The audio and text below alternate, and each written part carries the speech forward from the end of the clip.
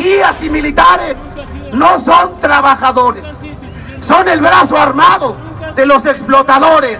Hoy la institución que tiene la obligación ética y moral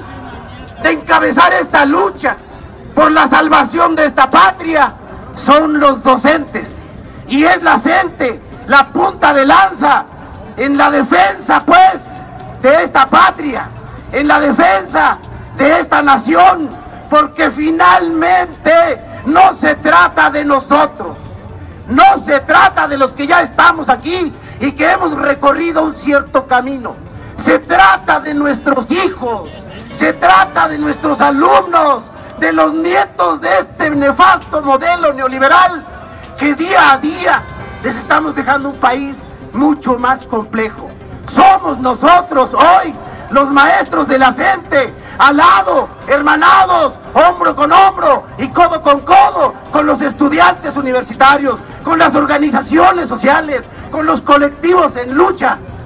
que tenemos que sacar adelante la abrogación de estas nefastas reformas educativas en un primer momento y tumbar las reformas estructurales que este modelo neoliberal ha llevado a la pobreza a toda la población. Camaradas todos, reciban un fraternal y combativo saludo de la Asamblea de Coordinación de las secciones 10 y 11 del DF. Duro, compañeros.